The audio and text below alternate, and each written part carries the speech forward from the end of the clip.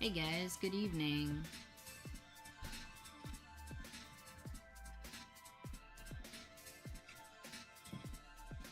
This is your favorite streaming hostess with the mostess. That's right, it's Gal Pal. How am I coming in out there? Coming in clear?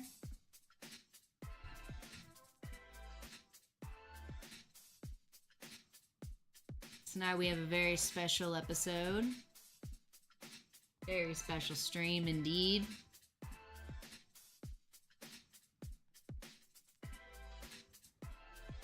We'll be getting into that in a second. Right now I'm just giving everybody time to get in and get their water. In fact, that's a cue for me to go fill her up here. And we'll be underway here in just a few minutes. Welcome.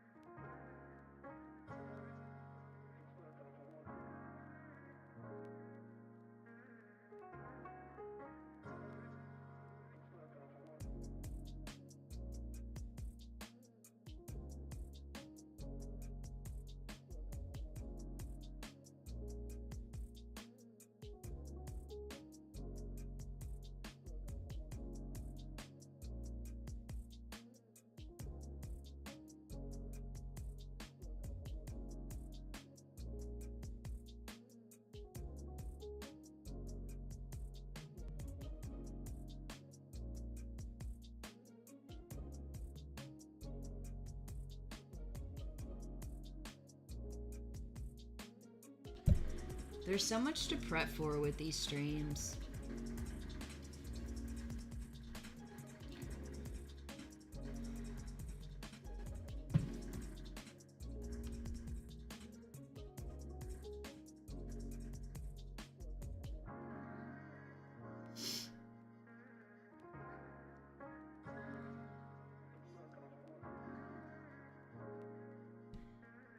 Evening, guys. Thanks for being here. Which camera am I looking at? I'm looking at that one. Oh, yeah. Excuse the mess in the background. I am moving.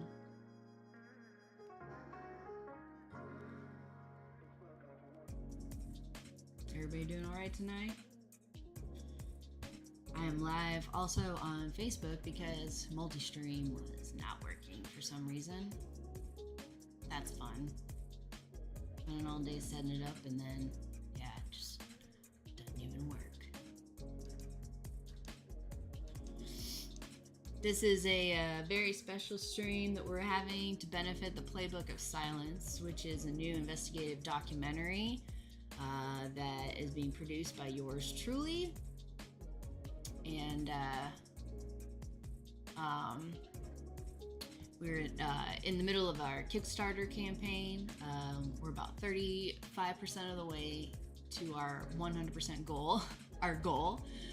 We need to hit 100% in order for us to collect those funds. So it's really important that we get some people behind this project, and that is the purpose of today's stream, is to for educational purposes, get you a little bit involved in what we're doing, what I'm talking about when I talk about the Playbook of Silence in this investigative documentary. That being said, let's just get into it. So, who am I? I am Holly M, and I am a filmmaker and a writer and a streamer at times. I came across this story. It's an overarching story, and it wasn't really the first time I had been. So let me back up. So I had made an omission in let me back up. Welcome to the stream. I'm a filmmaker and I make documentaries because I want to ask uncomfortable questions, and I want to change or give people a new perspective, and I make documentaries so that people can't look away. That's my goal. And so the Playbook of Silence is an investigative documentary, and it begins with looking at one family in Texas. This is set in Texas, but has national implications, global implications, if you will. But in our local community, this family had a daughter who was slowly manipulated by her high school teacher, and it came out when her parents discovered letters, notes, all these things that you would never want to find your child engaged in. They find all this stuff. They confront, people involved. The school is notified. Because of the law, because of the way that things are, there needs to be physical evidence, right? So long story short, there's nothing that anyone can do as far as like a criminal matter is concerned. It's very nuanced, but there's a whole lot of questions that I have personally that I want to ask, especially like different organizations that are tasked with keeping children safe, like that being their job. Kind of wondering why things escalated the way that they did, and the family was never told about the grievance process that is involved when there is a complaint that you want to make against an institution like an ISD, an independent school district. So they finally learn that there is a recourse, that they have to bring it formally to the administration, and then finally to the school board. And after all that time has occurred, what's happened, right? There's been like time, and so their daughter turns 18. She can do what she wants at that point. She's been so manipulated, unfortunately, that she, her parents used the word brainwashed when I first met them, and I was like, brainwashed, okay. Well, after hearing more about the story, there's some very, very, very deep and scary psychological manipulation that's going on. But anyway, so so in their journey, this family finds out that that every step of the way, even though that there's this evidence that's staring everyone in the face, every step of the way, the people that are in charge of doing the right thing are failing to do the right thing. And in the same breath, they're saying that the safety and security of the children who they're in charge of is their utmost priority. And it just cannot be true. Both of these things cannot exist and both be true. If we have people who are not reporting, that are mandatory reporters, not reporting when they think that relationships are inappropriate between a student and a teacher, and furthermore, that if we have like destruction of evidence and witness tampering that occurred, and that we see case after case after case, you have to wonder, like, why are we protecting these people? It's not a question of like how these predators get into the school systems. I mean, like, they want access to kids. It's not out of the realm of possibility to expect that a predator, a pedophile, would take the career path of being a teacher so they have access to kids. I mean, like, it's gonna happen, right? It's gonna happen. You can't keep it from happening. I'm not saying that, like, if you have a predator in your midst, like, that means you're bad and you're not doing your job. No, of course not. It's gonna happen. It's how you respond, right? It's how you respond to the situation. And if you're gonna do it by lying, and if you're gonna do it by manipulating other people, why are you going to so much trouble to be the bad person in this situation and also not protect a kid who can't protect themselves? So it's interesting to me. These are some of the questions that I have. So, and it just keeps going up and growing out. Right now, the teacher that groomed the family's daughter, so the family are the Alexanders, and their daughter is Abby, and her teacher groomed her. Now, this is like a thing, like, there was a CPS report made, not by the family, by somebody else who was a mandatory reporter who noticed things that were not right and had other people come to them and say things as well. So they did the right thing. So they make the CPS report, CPS gets involved, and on the paperwork, it says that they investigated him for grooming and they investigated him for neglectful supervision of a minor. So, I mean, when Collinsville PD went through the cell phone, and this is, I unfortunately don't have access to that, but in the paperwork, it's textbook grooming, and also the threat level was severe, and then the neglectful supervision of a child was a lesser threat level, but was the grooming was deemed most likely did in fact happen.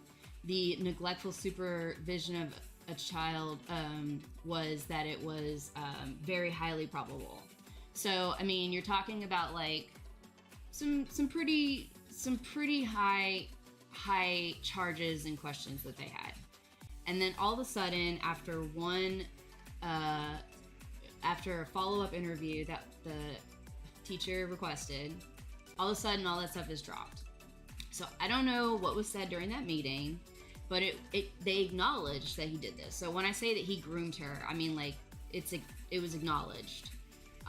He acknowledged that he did this during the school board hearing that they had.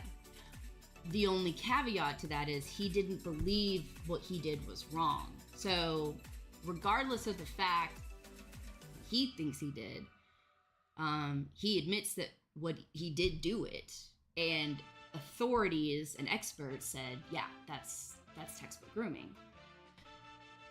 So fast forward 18 months after he is made to resign from that teaching job, And Abby runs away to, yes, move in with him and his wife and their baby, whom she is the goddaughter.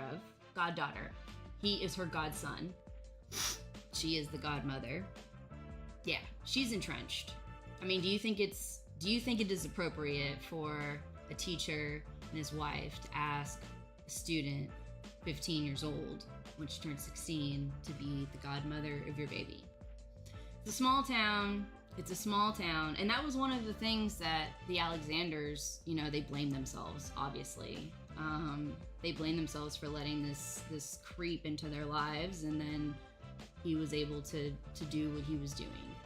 But I mean, that's how it works, right? So they thought the same thing. Well, it's a small town.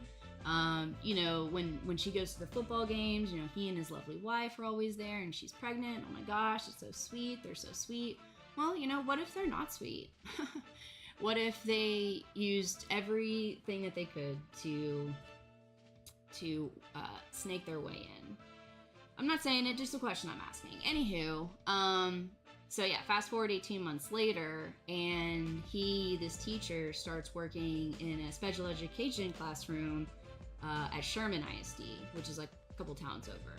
Bigger town, but still smaller mindset. And he works there for the entire school year. Parents aren't notified, which, by the way, after his investigation from CPS, he got a reprimand on his teacher's license. So he does have a currently a teacher's reprimand, a reprimand on his teaching certificate. Still, he was able to be hired. Now, the part about this is like the real kicker, because it's really, up till this point, it seems ludicrous, but could all be chalked up to just like incompetence. Okay, maybe they just aren't very good at doing their jobs. What if they say that they're going to do things that they don't really do? I know plenty of people like that. I worked for a school district for almost 12 years. I know. But the real kicker was when parents finally started speaking out about him teaching there, and they wanted to know how he came to teach there. The superintendent at the former ISD, the current ISD, Sherman, said, well, we got a great recommendation for him. That's what we went off. That's why we hired him. We got it from the superintendent at Tioga ISD, that neighboring district. Well, when they questioned Tioga ISD about this, the superintendent, Josh Bollinger, said that he never gave a recommendation. Well, because there's such thing as the internet, and there's such thing as public information requests, and people now are smart enough to be able to request them. That's a whole nother topic altogether. If you're paying attention to any of the news about public information requests, PIRs, and different authorities and agencies cracking down on the amount and how much. Anyway, that's a whole nother thing. But so anyway, through a PIR, we found the recommendation that Bollinger did in fact write for Brad Strickland, the teacher at Sherman ISD. And not only does he say that he would, hire him again, it says that the reprimand on his teaching certificate was no fault of his own. So, he went the extra mile to double down on the fact that it wasn't his fault.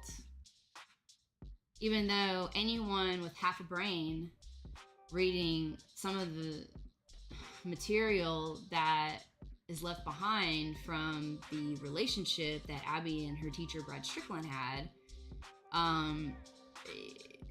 like I said, ludicrous. That's when you have to say, there's no way that somebody works to that level. There's no way that somebody is an educator their whole career and then an administrator after that. There's no way somebody is that incompetent. No freaking way. You can't tell me. Anywho, so this is the Playbook of Silence. And it is a feature documentary investigating how institutional failures within public education can create environments where abuse is ignored, hidden, and allowed to continue, and what survivors, families, and the whistleblowers have done to expose it. And that's what it's about. There are a lot of questions. There are a lot of, I'm trying not to make assumptions. I'm trying not to let my mind go wild. I need more information. I need more access. But we have a very big week this week. We have a new shoot this week, and it is very critical and hinges, like the story hinges on it, really. It could go a number of ways right now. We are yeah, and it's actually probably, I have not been nervous for any of the shoots that we've done, which is crazy because it was the first shoot that I had ever been on, and it was like 13-man crew, and I was running the whole thing, and that was like so yeah, that's weird to think that like I wasn't even nervous for that. I was feeling pretty good. I am nervous about this one. Like I said, it could go either way. Yeah, we've started looking at just more of like how, not like why this is happening, but like how this is, why. I don't want to say like I know, but I know why kids get groomed and manipulated and sexually assaulted within schools. I know because, like I said, predators are gonna want to get access to kids, and we send our kids to school every day, and it's not stranger danger, y'all. It's people that you trust. It's people that you know. So like it all tracks for me, is what I'm saying. But this film, it examines that culture. It examines not just like the events, which by the way are not isolated. They happen so frequently, and there are so many similarities. There's so much outlandish, just brazen behavior on the parts of some of these people, these school employees, that like just like the bus driver from Prosper ISD, which is in this like immediate area, who like 78 years old and molesting two little girl sisters on the bus, like on the video camera, and just brazen. And you know, I was reading something last night from somebody we're working on this project with, and he had written that people are too concerned, like the general public is too concerned on problems that really aren't the issue. They're really just they're just not probable, in a sense.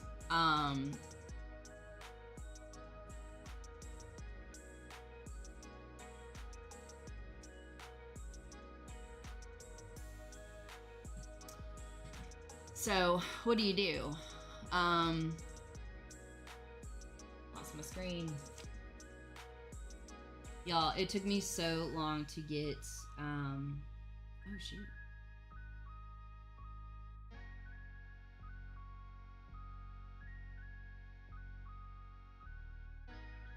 Oh no.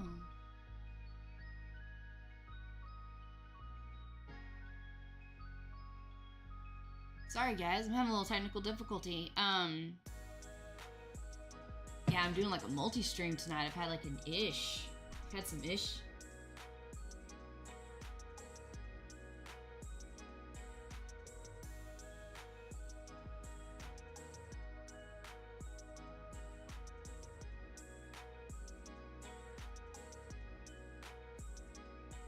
They cannot keep me down.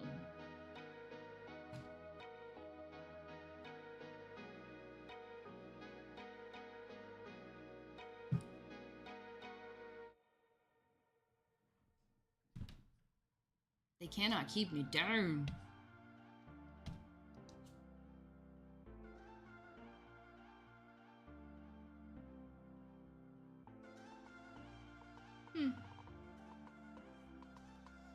Anyway, yeah, so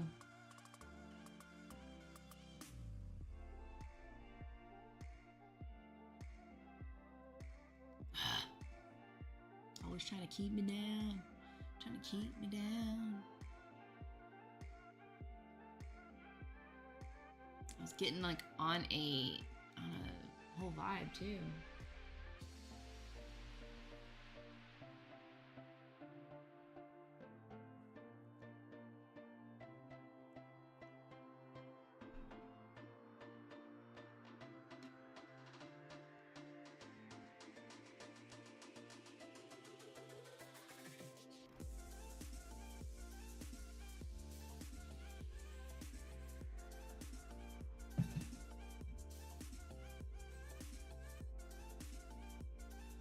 I don't appreciate this.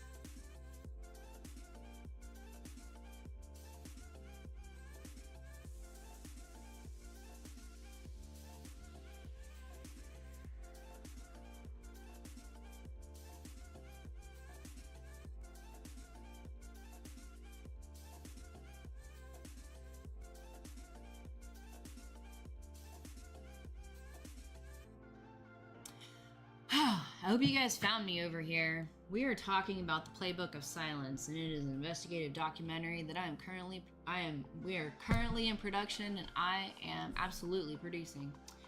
Yeah, so we've talked a little bit about the story, what the film's about, and our directions for the whole thing in this shoot that we have coming up next week. Not next week, this week, Thursday.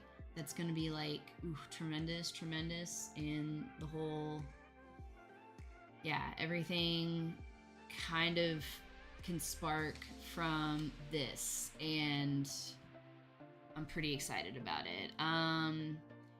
How's everybody doing tonight?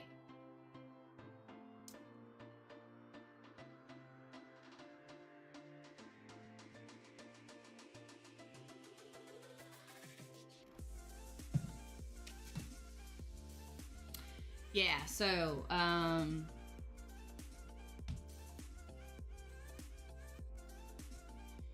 themes of this documentary, just a few of them to note. Yeah, we've got some institutional silence, people covering for other people not wanting to ruin other people's reputations based on something they have a feeling about, accountability. So, like I said earlier, we have these blanket responses to these cases where it's like the safety and security of our students is of our utmost importance, when really it's just, that's just the blanket statement. I mean, it has really nothing behind it.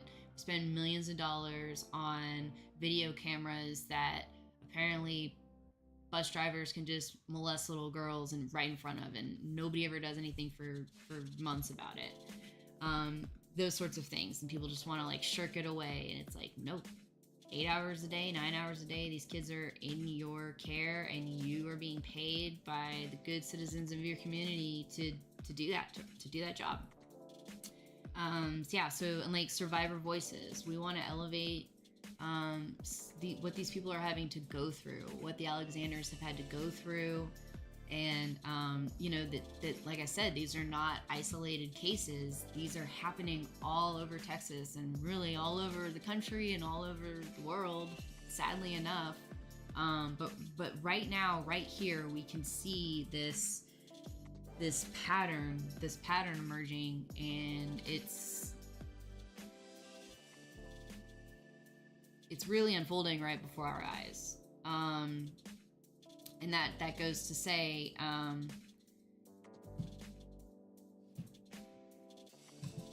transparency is huge. And that's not even like being honest. I don't know if you guys know the difference between being honest and being transparent. I learned this the other day, but being honest would be like, yeah, we knew that teacher was being inappropriate with students, spending time in his classroom with students who skip lunch to go in there. Transparent would be, hey, we a teacher of ours today resigned because we felt that they were inappropriate with students, and we don't support that culture on our campus. You know, that's a bad example, but you know what I mean, like owning up to it before anyone has to call you on it, sort of thing. And then that leads into public trust. So with each one of these cases and with each one of these administrations that don't want to take accountability and be transparent about what's going on, the public is losing trust. And that's a terrible place for the public to lose trust, because we're sending our children there every day. Our children are our most precious resources. Like, who will take care of us when we're older? We're leaving them a dying planet, you know, like, and we wanted them to take care of us when we're older. Like, how badly can we impose things on them? But it's not just about one criminal case, even though there's like 100 that we could pick from. I could probably talk about 5 right off the top of my head. But it's not just about one of those. It's about this pattern that's emerging. And all these loopholes. And last year when I got involved with all of this, it really began with trying to change some legislation where there were legal loopholes. People were able to get out.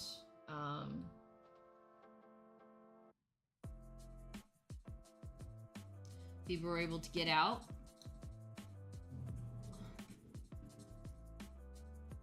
I wonder if I can do this. What's up? People were able to, the people in the state of Texas were able to put in the legislation, get legislation passed that removed sovereign immunity from school districts. What is sovereign immunity? Sovereign immunity is much like what the United States has, that protects them from civil liability from just any old thing. So somebody can't just come outright and sue the United States government. The government has to give them permission. Okay, it's a way to protect the government, aka your tax dollars as a taxpayer. If anyone could sue the government, bankrupt the government, that would really be shitty, because they're doing it with your money. Same thing with the school districts. They collect tax dollars, property taxes, and the last thing anybody wanted to do was make it to where they could be sued or held civilly liable for something that would bankrupt them and ultimately bankrupt the community, bankrupt the kids, bankrupt the taxpayers, that sort of thing. So, I mean, it all sounds well and good. It sounds well and good to have that protection in place. You don't want people taking advantage of it. However, now you have bad actors who don't feel the need to do their job to the standard at which they should, because there's no real incentive not to. Now that they've removed sovereign immunity, there has been a 4 times increase. It's the multiple of 4 increase in reports of abuse, physical and sexual, mostly sexual, against a school employee. That is crazy. I'm not saying that 4 times the amount of children are reporting, or 4 times the amount of reports are being reported.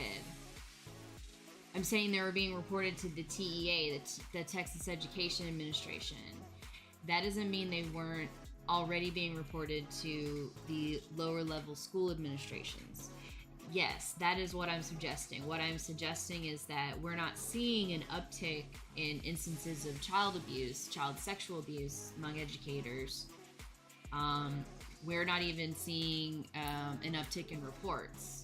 We're seeing an uptick in the administrators who feel forced to report so that they don't face civil liability or criminal liability, for that matter. One of the guys that I'm working with right now was able to put an administrator away. I mean, he did have his own sexual abuse in the past against a student, so he really is a sex offender. However, he was going to face criminal charges for things like witness or evidence tampering and obstruction of the investigation. So, yeah, no, they're taking it seriously now, and because they're taking it seriously now, there's a 4 times increase. That's just nutso to me. And so, yeah, it's about the systems. It's about the systems that allow the situations to continue. That's what I'm examining. And I made it because, I mean, the ball got rolling basically when I was in therapy one day, and I just happened to mention that my coach tried to spend time with me outside of school when I was 14. And she was like, what? And to explore that for the first time with a mental health professional was crazy. I had never thought of it like that. I had never likened it to things that had happened previous to that or after that in my life with people who were creepy and manipulative and that sort of thing. But yeah, in talking with her, I got on this trip. I met with another girl who wanted to hear these stories, grooming by educators in Texas. And I just became obsessed. Because I get it. I get it. I see it so clearly. And then working for a school district for so long, I get it even more. You know, and when I told the administration, about the coach when I was in middle school, they told me to keep my head down. That I'd be in high school soon. You know, I quit all the sports I really loved. I wanted to do that with my life, and I quit them all so I didn't have to see her. And nobody took it seriously because it was a woman and I was a girl. Nobody took it seriously. They thought it was funny. And then she transferred to the high school I went to. So I didn't even get the distance. Did not even get the distance. So yeah, nobody looked out for me then, and it surprised me that it didn't surprise me. In a weird way, learning about this story, it just brought up all that anger all over again. And I have to do it now because the last 2 years have been utterly just wet, wild, and it's the calling. It's the calling that people talk about, and everything has been culminating into this project. So now we're here. Yes, it is a sad state of affairs, Matt. You're absolutely right. Yeah, so the deeper I researched what was going on as far as these grievance reports and as far as like CPS involvement and emails that were going in between CPS and the administrator, the principal, Kirkland, and the superintendent, Bollinger at Tioga. You know, how do we stay ahead of this were the words that were used, and it just irks me every time I read it. It was just people doing the wrong thing and trying to get away with it, trying to in real time, but stupidly through an email, trying to get away with it. You know, and the other families that I connected to, the more I started posting about this stuff, the more people were messaging me about their own story. And, you know, I was talking to different experts, and, you know, they're saying all the same things, and they're confirming these recognizable patterns. These patterns that once you see them, you can't unsee them. And this film asks difficult questions. We don't offer simple answers. We want the audience to come to the answers for themselves. Um, we think it's very we think it's a simple, effective way for people to see what's really going on. Right now, updating right now. And if you guys aren't aware, I'm on Twitch right now and YouTube. On my channel, Materia Prima Productions on YouTube, and GalPal13 on Twitch. It's cool if you're here. You can stay here. It's nice and cozy. I'm just going to be sharing my screen with the folks there. I tried to also loop Facebook into it, but I guess I was having a technical difficulty of some sort. Just don't want you guys to feel left out. But so right now, updates for where we are. We have our I'm just gonna say it. We have our Kickstarter going right now. We are about 35% of the way there. We need to get to 100% in order to be able to grab the pledge money. We've got about 2 weeks to get there. So we need a bigger spread audience-wise. We need to get out to some new people and some new ears. And I heard something the other day. You got to get something in front of someone like 17 times before it like gets in their head. So I've been just posting, reposting, story, just inundating everyone. But there is a method behind that madness. Rest assured, it's all for your benefit. It's all for your benefit. So yeah, we have our Kickstarter going. That's a current thing working. We've got we've got like 20 backers in there right now. So thank you to everyone who got in early and are supporting. That is awesome. I have just put in for another grant for a very specific ask. Be hearing about that in a couple months. I'll be hearing about the other grants here in a couple months too. So we'll just be waiting with bated breath. Yeah, we're just collecting more archival and doing more research. Gonna be requesting some background checks on a couple folks. And yeah, we're just going to be working on this upcoming shoot in the next couple days that'll really tell us where we're going afterward,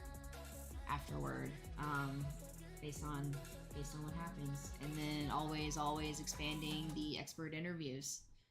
So I've got something in the works currently there. Yeah, and then so also we've gotten our behind the scenes stuff underway. It is on the YouTube channel, the Playbook of Silence film, and yeah, I've got a video there. I was gonna share it with you guys. So yeah.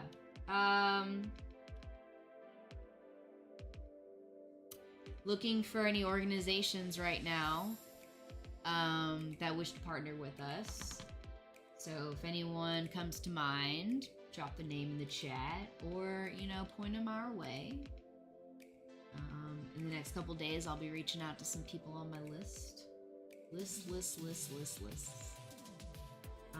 And, I just want to say real quick that it's important that people like you guys, and it's important that just people in general, just the average Joe, just us working class folk. It's important that we're not relying on big funding or some kind of exclusive deal where we have to conduct the research or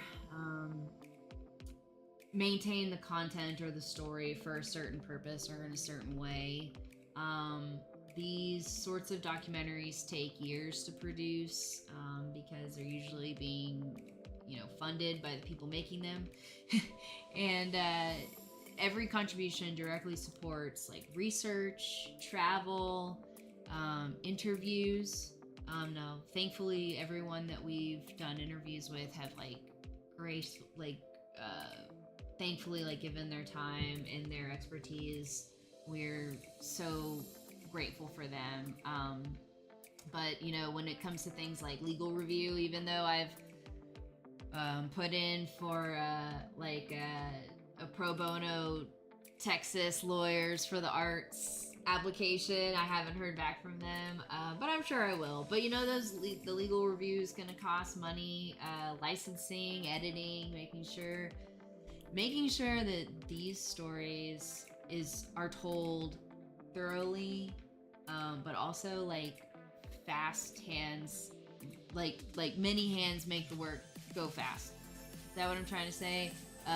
Many hands make for light work. Yeah, something to that effect.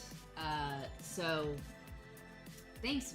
I see Matt has already been jumping in with Dickie's Foundation, okay? And then an attorney that will help. That will be amazing. That would be truly amazing.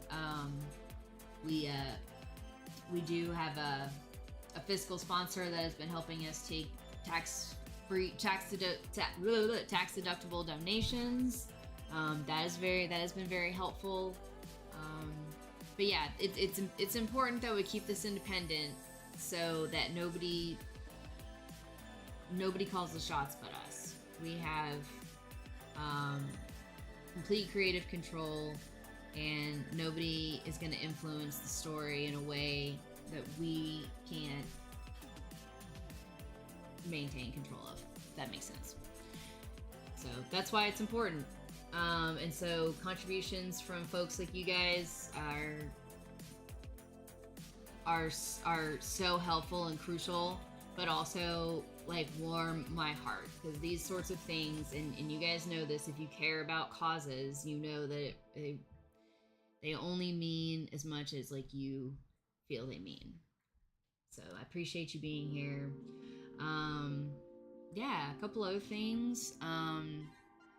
You're gonna want to join our mailing list because we have a newsletter now, a monthly newsletter that comes out that includes new behind the scenes content and upcoming news, how your girl may be on a podcast here in the next couple weeks, probably sooner than that. Nailing down the details there. But yeah, making sure that we're tapping all the outlets. So there'll be updates in the newsletter about things to come of that nature. And yeah, we've got some other things in the works. The interview that we did with our psychologist, we're going to be putting together a little something special for you guys with that interview. But really, go over to the YouTube at the Playbook of Silence film and check out that behind the scenes content. It's pretty cool stuff. And give you an idea of what we're doing. And with that too, you guys please do share all of this. I say that contributors and supporters get this special access. Well, you guys all have access to it. I'm not trying to gatekeep anyone here. You guys, this information is for all. That's why it's so important, and that's why I talk about us all coming together and doing it together. It's gonna take a village, and we're building an audience while we're making this film, and so it's gonna be important for credibility. It's gonna be important for funding campaigns. It's going to be important when it comes time to, festivals. We want people to sit in on the screenings. We want people to be excited about like learning this knowledge. We want people to be excited about hearing these stories, because this story is wild. It's absolutely wild. And if you're just joining us, this is an investigation and exposes child grooming at the hands of school educators, school employees, and the systems that allow that abuse to stay hidden and perpetuate. So it's not just about like these cases that we hear about on the news about a teacher and a student in an inappropriate relationship. It's about like the system in place that looks the other way, doesn't do the right thing, tampers with witnesses, obstructs justice, and all in the pursuit to to self-preserve. And so this film begins with one family's experience, and it's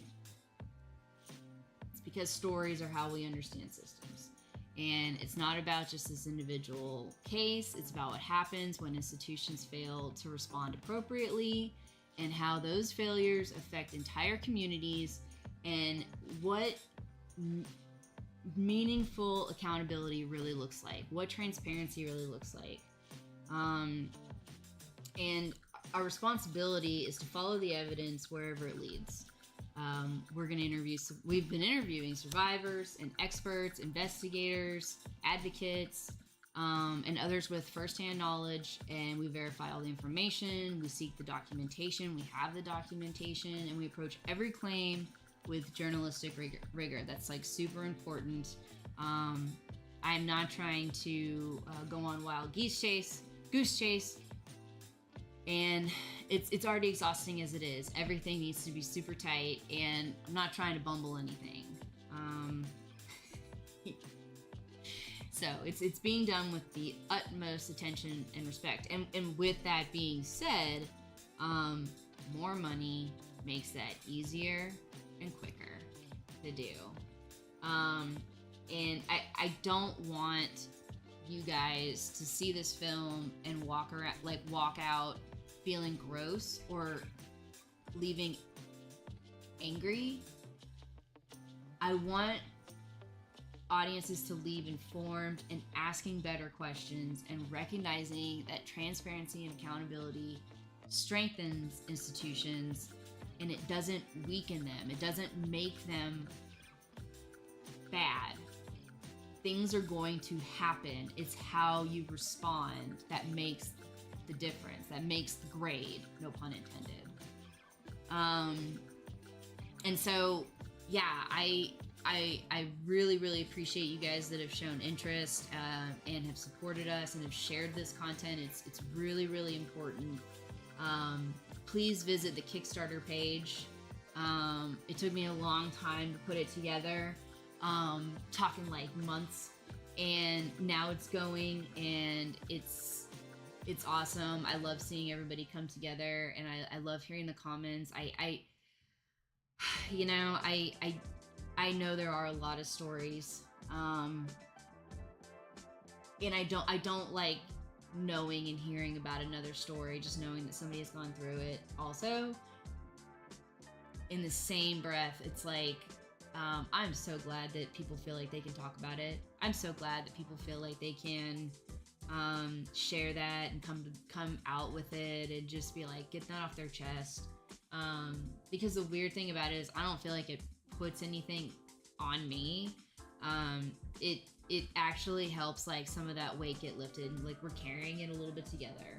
And that's kind of what this whole thing has been about. It is either people coming along to support because they themselves have that story, they know what it's like, they want to set the record straight, they want to right a wrong. I've actually been approached by many school employees who told me that they knew of something, or they were told to keep their mouth shut and they felt bad about it, and they, like some people couldn't sleep at night because like this thing that people shouldn't live like that. and I'm here for it. Like, you don't have to carry that alone. Don't carry it at all. Like, why would you carry that for somebody else who's doing something bad? And I really don't know what I'm gonna find out when I go down these trails that I'm going down already. I just know that that's what I want. I want people to be asking themselves some difficult questions and sitting with some uncomfortable facts. And yeah, if this film can do that, I've accomplished something. Yeah, so visit the Kickstarter, check it out. I put a lot of pretty pictures and a lot of text in it. And then, like 10, 20, 50, $100 if you're feeling generous, but like there are incentives to everything. All these different levels of contribution have incentives. If you're generous, I'm generous. Like, I would love to just like totally like have every seat of the campus theater filled for like a supporter private screening. If that sounds like something that you think would be fun to be a part of, that is at a $250 level. That is like an expensive night out, yes, but I throw one hell of a party. So, yeah, come, join us, learn, celebrate, support, and get excited. The next couple years are going to be really, really fascinating. Subscribe to the mailing list. It's on the website. Go to www.theplaybookofsilence.com and sign up for the mailing list, and I will send you the monthly newsletter, Field Notes, the official newsletter of the Playbook of Silence. And you'll get production updates, funding updates, any old thing. We'll let you know when we have upcoming things going on. You will want to stay in the know. Follow the film on all the socials. There is an Instagram. There is a Facebook. I am running things through my personal socials, so if you don't follow me on other platforms, you can start there, and I'm tied to all my other accounts. Join the subscribe to the YouTube channel. Share that Kickstarter campaign. Especially if you've contributed, share, so we can get it to 100. Tell other people about the project. Super important. It's gonna take us all.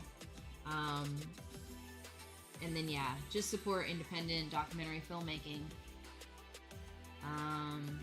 Support objectivity. Support the truth. And I'm gonna be streaming again on Thursday. So this was kind of like a trial run. I will figure out how to get Facebook on board.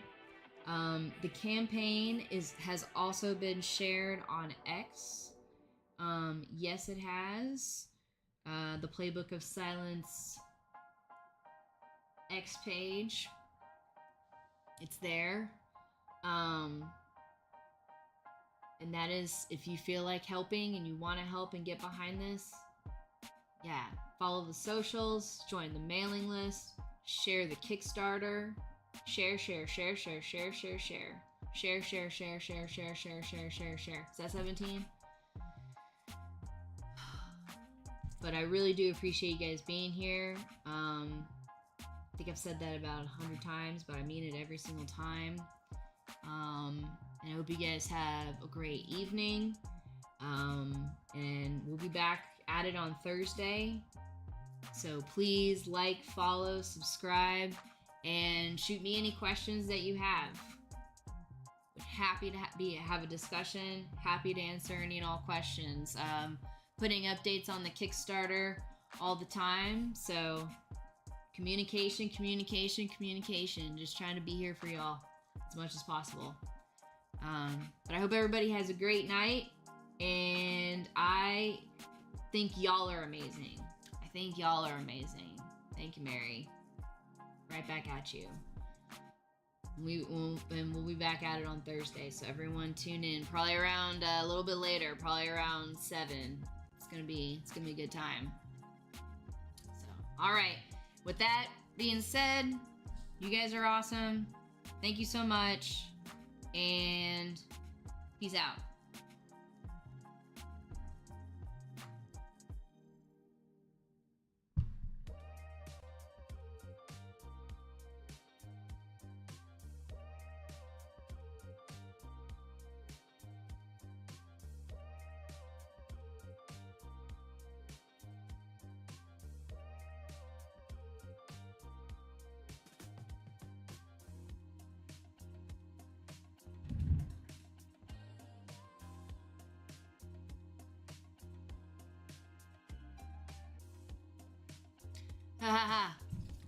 Thanks, guys, for sticking around. You were awesome.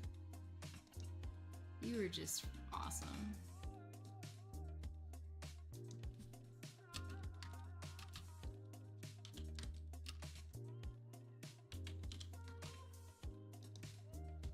Since y'all are here, I'm gonna do some extra stuff for you. You guys are my jam. See.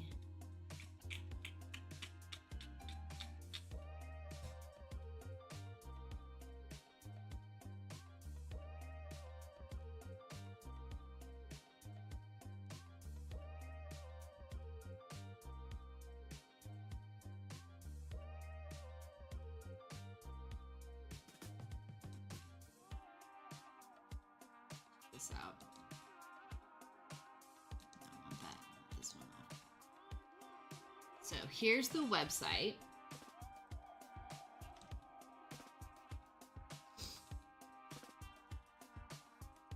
I did a pretty good job on it, didn't I? It's a letter that guy, teacher, sent. And then look, behind the scenes access. I'm gonna play it for you guys because I made this bitchin' video. I want to show it to you.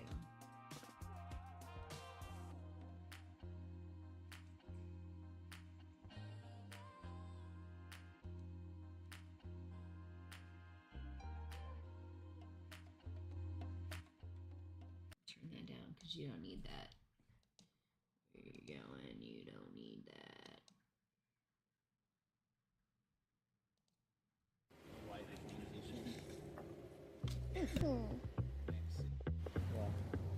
I mean, we got to do. Alright. Oh wow, look at that. It's etched 50, 80, 35. They thought of everything with this case. This is some behind the scenes footage. There's a lamp on top of this hutch over here. With 2 sessions, they're both very good. He just like had the wall lighting up and it wouldn't.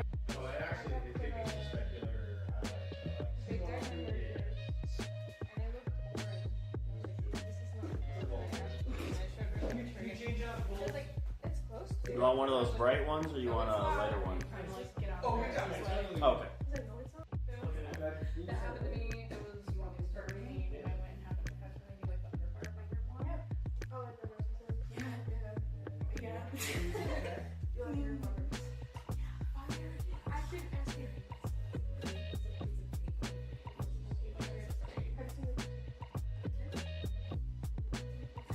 Somebody find it. Find it.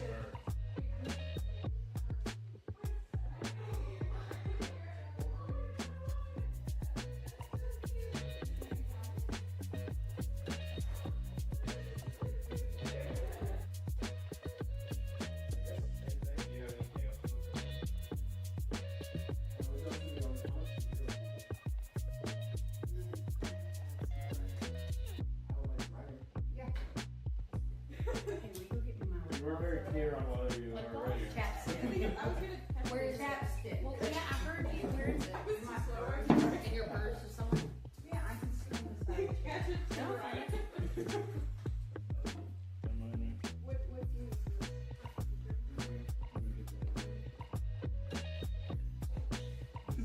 you. Get my laptop. Anything physical is you have these symptoms, and these symptoms, and it leads to a diagnosis. All right? It's all very similar. But here's the deal. It's because the perpetrators are all very similar. You get what I'm saying? Women are going to be maternal.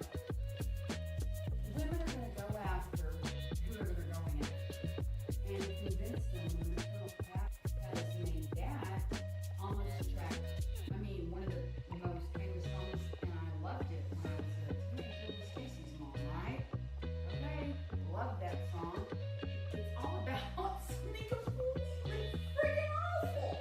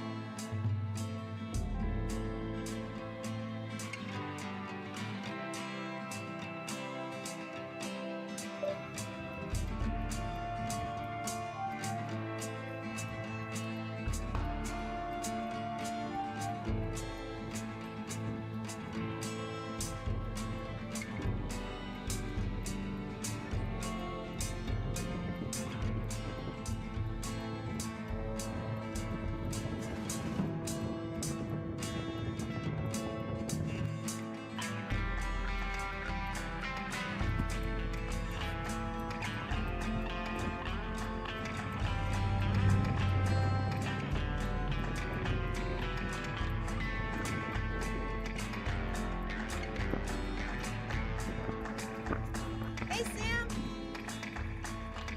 Hey, Pippa. Sammy. Love you, Sam.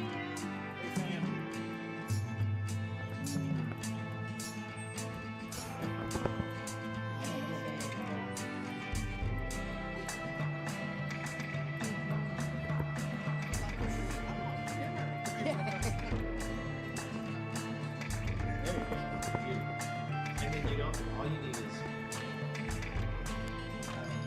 I see we're gonna do that together. I want to go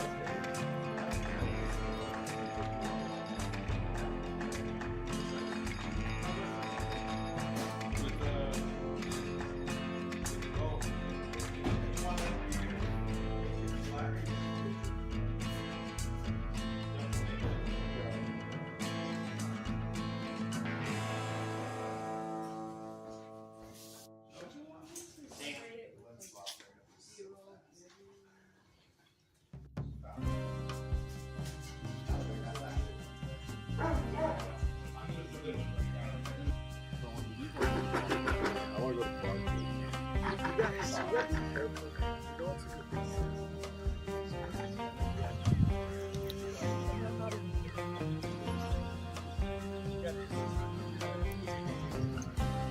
Yeah, that's the thing. I don't know. Fly over your place and have them down.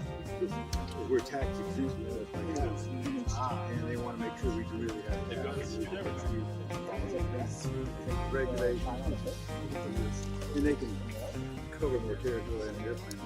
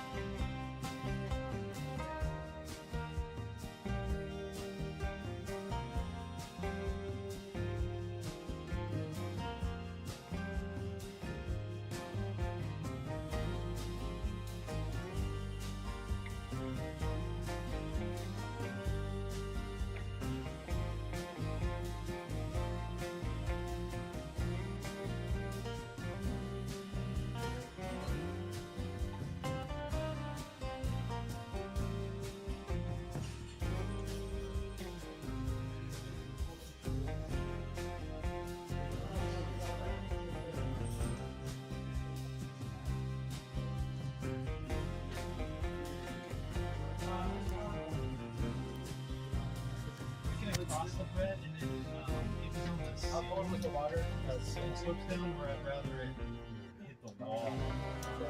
So, yes, I think we're on the same page. Holly.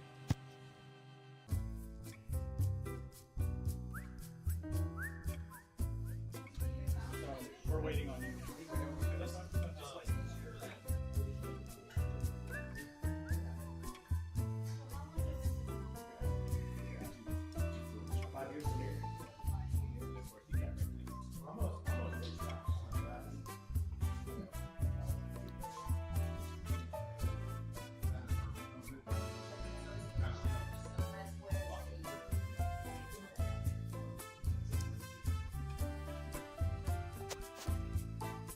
Hey, sweeties.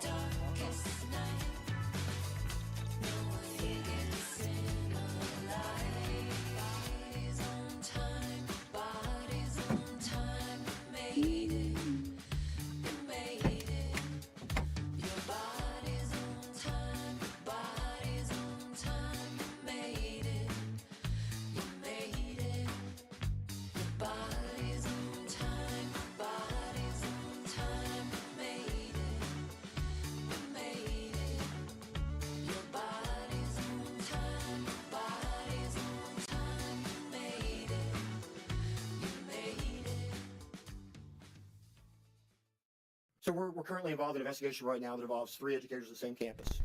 One of those educators has been employed all the way back to 1993. There was allegations against him for sexual contact with students, and they gave him the option to transfer without investigation or resign. He then went to a large school district, an ISD in the DFW area, where he again made sexual contact with a student. And I read that the district did not want to allow us access to his records, even though we were a law enforcement agency. And Fort Worth ISD, sir. did not want you to have access to records, even though you're a law enforcement agency investigating a crime. That is correct, sir. We went to a judge in Tarrant County, a criminal district court judge, and I acquired a search warrant for those records. When I got those records, the line on that record said, allowed to resign in lieu of further investigation. My name is Holly, and I'm a writer and filmmaker, and this is a story I couldn't walk away from. What began as a single account of a student and her high school teacher quickly became something bigger. Patterns and systems and decisions that allow abuse, grooming, and cover-ups to continue inside Texas public schools. Crew, collaborators, even industry partners started leaning in. Right now, we're building this together, putting in our time, energy, and personal resources to make sure this story gets told. This is an investigative documentary, exposing not just individual cases, but the system that allows them to happen. This is happening in Texas public institutions, funded by taxpayers, protected by process. And the longer it stays hidden, the longer it continues. People are speaking up right now. Victims, insiders. This moment where truth can come forward doesn't last forever. We have the story, we have the access, we have the team. What we need is funding to finish this. For travel, production, and post, so it doesn't stop here. If you're watching this, you're already a part of the system. Your attention, your voice, your support, that's what determines whether stories like this get seen or dismissed as another hallway rumor. One share, one donation, one person deciding this matters. That's how this moves. And if not now, when? This film is built to go beyond a screen, into festivals, into communities, into conversations that lead to real awareness and pressure for change. This isn't the end of a story. It's the beginning of one. If you can support, we need you. Help us shine a light on what's been allowed to continue before it becomes just another story and it happens again.